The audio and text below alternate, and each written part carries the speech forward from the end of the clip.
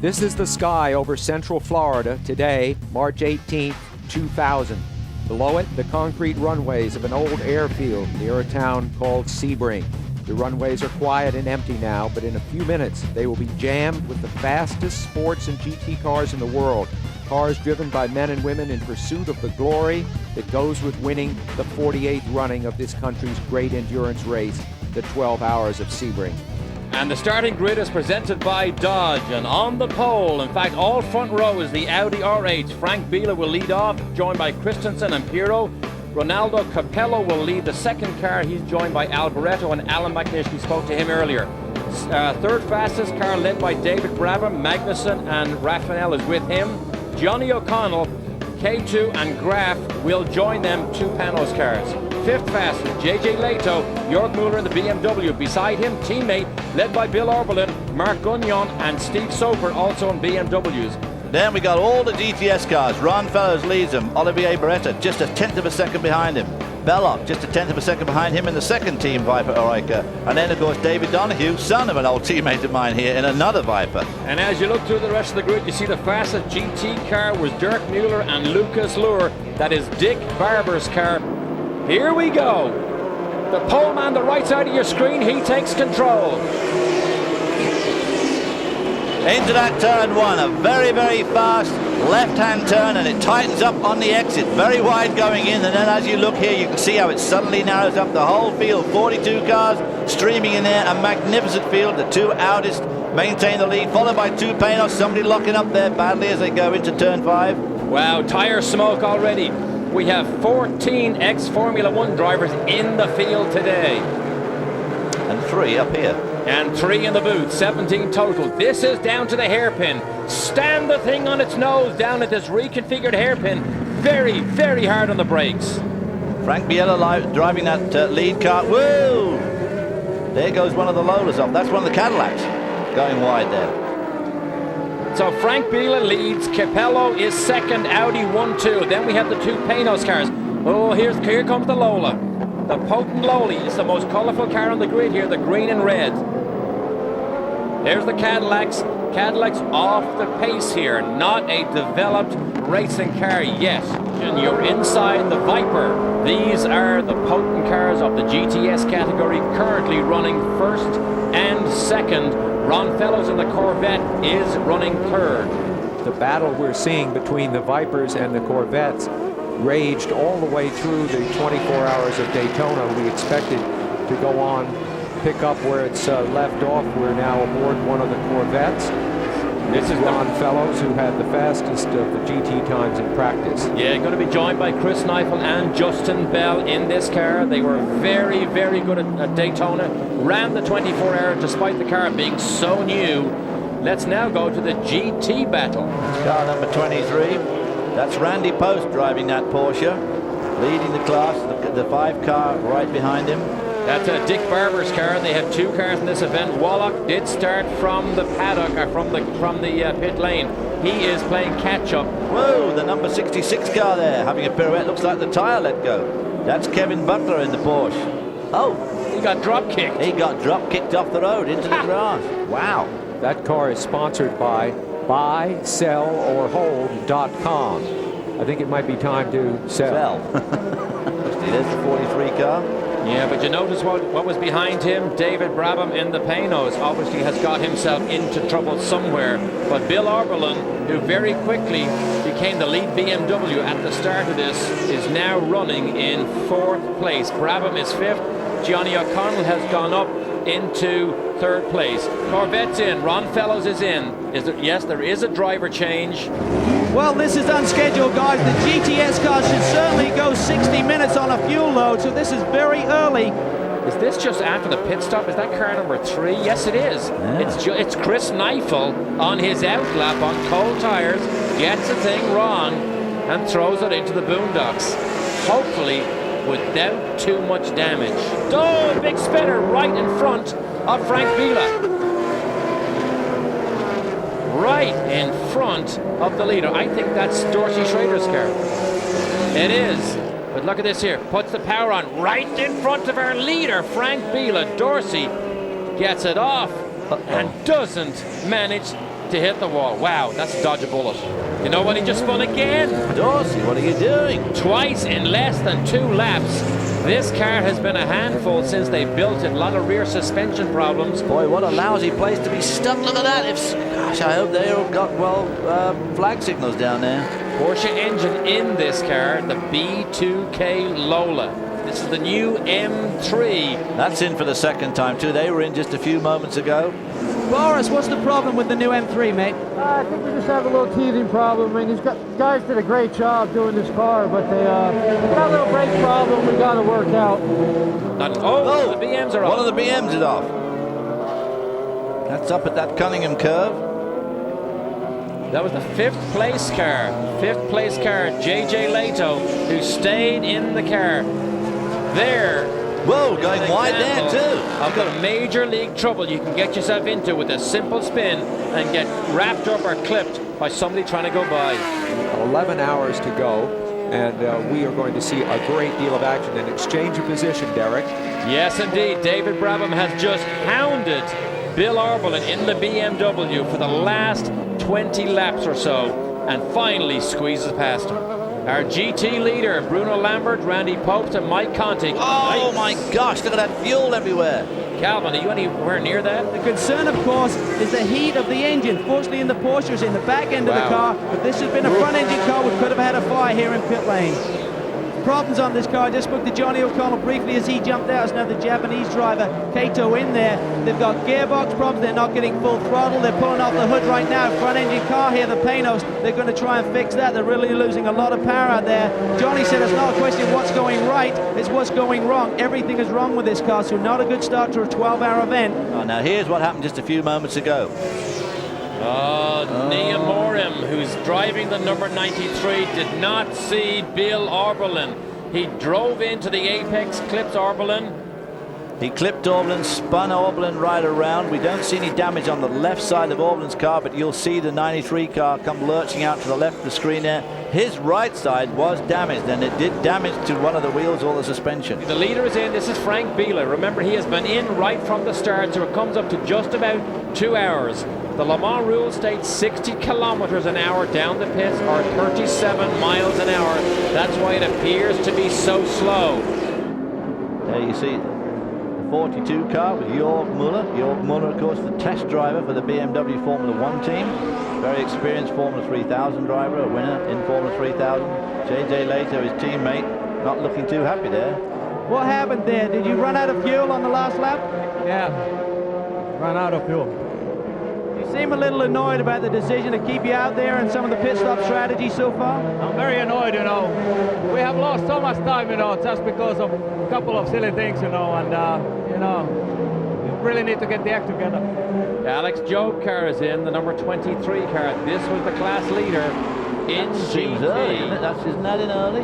Was the class leader. The Dick Barber car, the number 5 car, had just taken it right before this pit stop. Yeah, I've obviously got a problem with the car here. That's definitely an unscheduled stop. It's not long since they were in. And they were so confident. As we watch the number 4 Corvette just came in. He is 4th in class in the GTS class. This is not a scheduled stop. They never took the bonnet off this thing at Daytona. And the two Vipers have taken the lead of this class now. The number 91 and the 92 car are leading the number 3 car. And the 36 car looks like it's launched its engine as well. Not good. Guy Smith is behind the wheel. He is reasonably safely in the lead. He is shown as about 10 seconds ahead of his teammate, Alboreto. Those of you who are... Wow. Did you see that? Did you see that? Alboreto turned around the apex and the tow truck was there and he got it out of line. And boys, have a look at this here. Tom Christensen is in the number 78 car. He has caught the race leader, Michele Alboreto. Christensen has just done the fastest lap of the race at a 1 minute 51.9. Well, look at that great shot coming down that back straight, the Ultimate straight. Christensen's going to come down the inside. He is going to take the lead here. So the number 78 car back into the lead. Christensen behind the wheel. Biela did a double stint, and Pirro has yet to get into that car. Oh, we have contact. We have contact with the number 9 car. This is the Cadillac. Wallace was behind the wheel. This is the last turn on the track, and you see The nose is already missing. under braking. The track goes off there to the right under the bridge. Full course yellow, gentlemen. Because of the Cadillac, they cannot refire Andy Wallace's car. They have to send the tow truck out. Everybody gets bunched up and gets a bit of a breather. We are green, and just that fast is leaping out. Christensen, who was turning some just brilliantly quick laps not long ago, is led, and the BMW is slotted into third. And look at this now, down in the first turn, 3-4 abreast, trying to work through some of the slower cars. Well, that's why it gets awfully dicey for these prototypes. As earlier we saw Tom Christensen run down his team car of Michele Alboreto. We just now saw Jörg Müller take a huge run at his team car. Barrett 43, then 42 of Mueller, and they went around the number 51 Barber Porsche, and it was very close. Mueller right now is in full-out race mode. Oh, huge lockup by the 77 Audi, and feeling the heat now, folks. This is an outright battle for position. That is second, third, and fourth on your screen after 101 laps now here at Sebring. And these cars only running about 8.5 seconds behind the overall leader. Oh! Now this is where you really have to watch out with your GT car in front, because these guys are on a mission, and it's hard to evaluate when they're on a mission, when they're not. Huge development for the number 77 Audi, driven by Michele Alboreto. Right front tire flailing. Jeremy, we saw all kinds of brake lockup on numerous occasions. Right front is absolutely destroyed, as you can see. It's taken some bodywork with it. Also, Alan Release is jumping in. This is not a scheduled stop, guys. They were supposed to be out there for another 10 laps, so this is a bit of a chink in the Audi armor, perhaps. And look at this battle, the two team machines right there. And that, I think, was Mueller. That was Mueller making the move. Mueller going by Soper, so Mueller up into second position now, but sits about 23 seconds behind Christensen, who's just been flying. Watch this move, number 77. That's the Audi that's going to pop out and make the move. And just watch as they go through this corner, Jeremy. The BMW bouncing and oscillating, and the Audi just tracking. And this, by the way, was the pass for third overall. And you can see the Audi a little bit smoother over the bumps. BMW moves a little bit right there, quite a bit of movement. So these guys continue to trade the lead back and forth on these pit stop sequences, but the theme here is that the Audi is quicker, although I'm not sure we've seen the best from Leto and Mueller yet in the 42 car in terms of lap time. So I really feel like this 42 car, I think these guys are running more of a pace. I think they're pacing themselves a bit more than the Audis. I think the Audi guys are running a little bit stronger here, and these guys are keeping their car where they need to keep it, which is out on the lead lap. Certainly they're trading the lead back and forth on the pit stop sequences, so they're right where they need to be, and I don't think they're pushing their car quite as hard, but when push comes to shove, it's going to be very interesting to see what they can do. Uh-oh, we've got a bigger problem. It's the number 72nd place in GT entry. David Murray had just turned over to Johnny Mollum, and a cut left rear corner. Serious damage on the problem there, and there is one of the Vipers as a right front corner down. That's the 92 entry. So things happening in a flurry here. That's Tommy Archer, who was second in GTS. And that's more than a flat tire. That's a broken, looks like, left rear suspension. That car, the top, some serious positive camber, and it's crabbing down the straight as well with Weaver on board. Now that car a long way from pit lane as well. Look at James Weaver keeping a good eye out in the mirror. The first Panoz went out with a broken throttle cable. They struggled like crazy to fix it, and unfortunately it was a repetition of its practice problems. Very surprising. In the second car, it broke a spring platform on a shock absorber. You know how the shock absorbers have the springs over them? There's a little platform to stop the spring coming off. Well, they've never broken one before. They broke one of those, so they had to take the whole unit off and fit another one, and that cost them dearly. But the car is now running very nicely indeed. They have no problems with the engines at all. Frank brings it down again, about 37 miles per hour, about 60 clicks coming down the pit lane there. I believe he's going to stay in. To me, it looks like the body clip there is not all the way down, guys, as he's going to head out. I'm not sure if that's going to be a problem, but the 78 machine, the leader of the race, is back on track. We're almost 7 hours into it, and that was the first piece, or the first chink in the armor I saw there. Frank Biela is annoyed about something. The mechanic was asking him to look down at something. He didn't want to do it, and they're fishing on the right side of the car for something. Leader is back in. We just mentioned that thing did not look good. but there's a safety latch apparently on the bodywork that Calvin saw before he ever left there. And what happens? You give the lead back to your nemesis, BMW, the car number 42, with George Mueller behind the wheel, now leads again. Jean-Marc Gounon, here's a replay. That's the Panoz he's trying to pass. Knocks it up into braking. Oh, I'll tell you what he did. He's offline, trying to go around the outside of the Panoz. He's offline, and of course he's in all that rolled up rubber. And now that gives us a new third place with the number 77 Audi, still driven by Capello. Capello doing a superb job here. Even Alan McNish, who's driving with him, says how good he is, a man who did not come up to the normal sports car ranks. But Audi now running second and third. Number 42, J.J. Leto and George Mueller car is still leading in the BMW.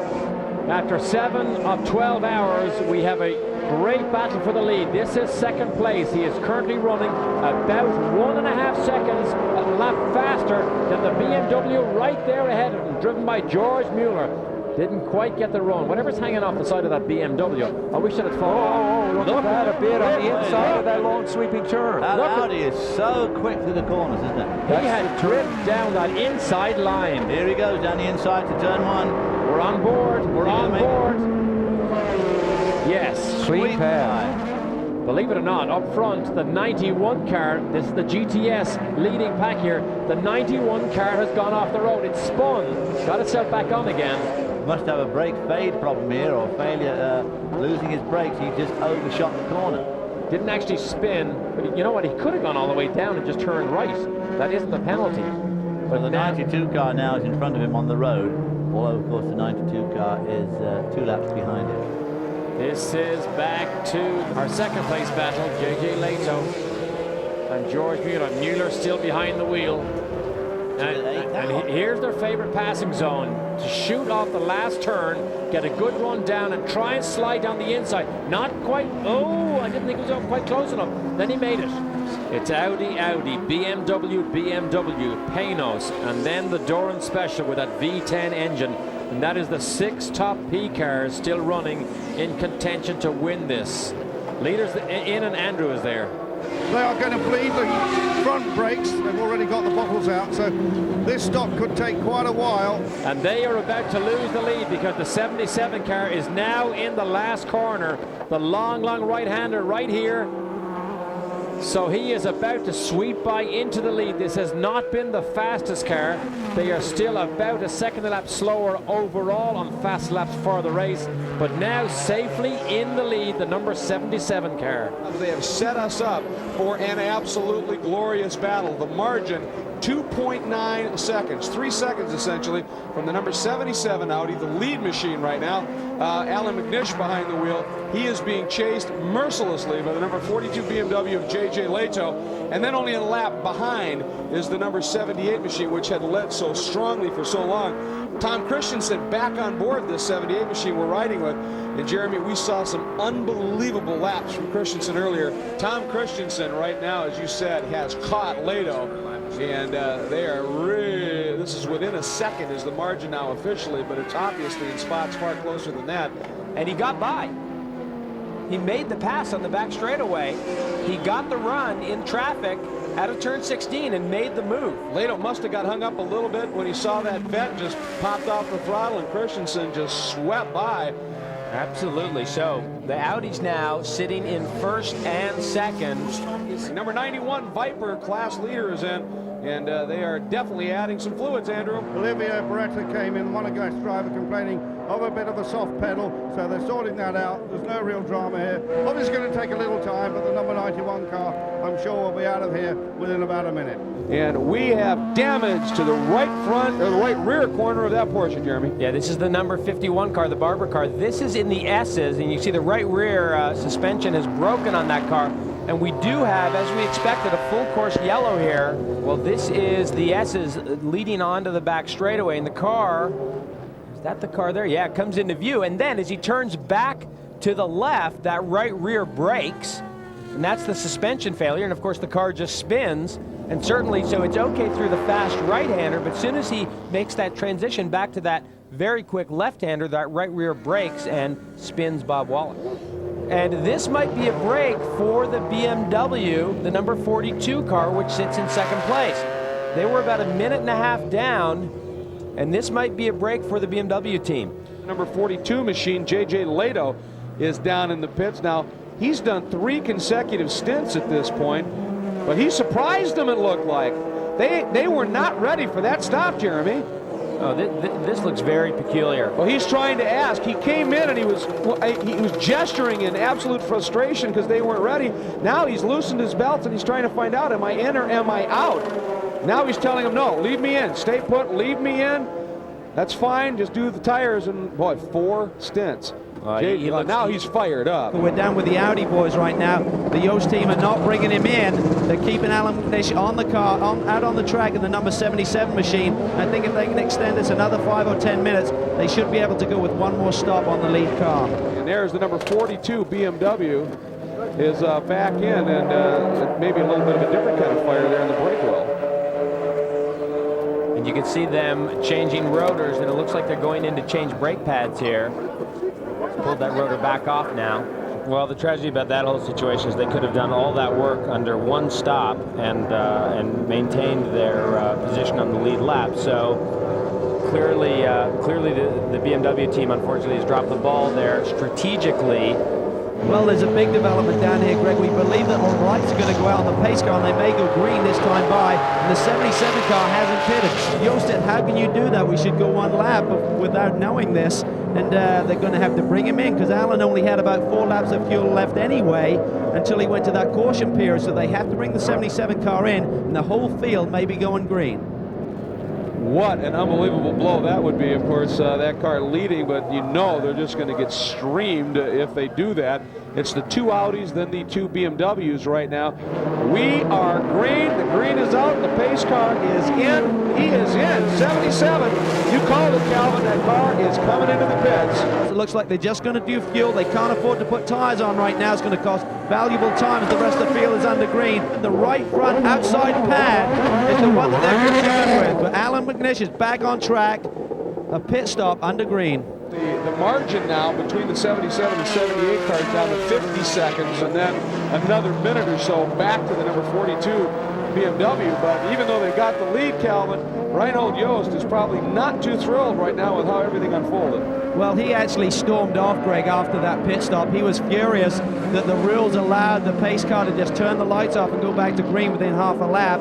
He really couldn't understand that rule, and even though he's got 2 cars running 1-2, he's a perfectionist, and he doesn't want to see his team make that kind of error. Whoa, and a huge movement right there by McNish trying to work through some of the traffic. And he is in traffic here, so this is through the apex of turn 1, and he pinches that car down a little bit, and as he pinches it down, he gets a big slide. He's pinching it down to go by the lap car, and he's going to power at the same time, and you could see him lay the streaks of rubber there. Well, the plot thickens with the 77 machine, Alan. What's happened here is Alan McNish now has a braking problem with that car. He started off with a 48-second lead over the 78 car. It's now down to just over 30, so Pirro is really whittling the gap there. The decision on Alboreto has been made for themselves. Alboreto's only done 1 hour and 45 in this race. To get points, you need 3 hours. When Alan McNish pits, there'll only be 1 hour less, so even if Alboreto gets back in, it still wouldn't get into the 3-hour minimum, so he wouldn't score points anyway. So it looks like McNish may stay in and try and handle these brakes and get him to the finish. Where is Pirro in the 78 car? Where is Pirro? He is coming down the front straight. I believe that's the second car right there. He is now in the lead. No, it's not. Okay, we were close. We were close. It's the next one, I believe. Is that him? There he is. There he goes. And he's the one that's got the one rear light. The 78 car's got the one rear light. So they must have a lot of confidence in Capello. You know what? Now it's a straight fight. Yeah. It is a straight fight. To be an incredible thing to put on a driver's shoulder. I tell you, when the car's got a long brake pedal like that and you just get in it, once you get used to it, it's one thing, but if you just suddenly plunge into it, it's very, very difficult. Capello is now 29 seconds behind the team car that is now being driven by Pirro. Have a look at this here. When he goes out of your shot, he loses it. David, they should never have taken Alan McNish out of this car. But you know what? I think they're just hoping he can hang on to that second place. Well, there's no question that as of this moment, Audi becomes the favorite for the 24 Hours of Le Mans, which will be held in the middle of June. We hope you'll be with us for that. Not too far to go. Remember, during this race also, there was a mistake made on a yellow flag. Reinhold Jost was absolutely livid that the pace car was allowed to turn its lights off with half a lap to go and caught them out. They had to make a green flag pit stop while the whole field flew by the number 78 car that was leading at the time. They overcame those type of difficulties, put the rest of it together, and here they are. They will take the checkered flag to win the 48th running of the Sebring 12-hour race presented by Dodge this weekend. But here's the Vipers, 1, 2, 3. There'll be plenty of French champagne tonight.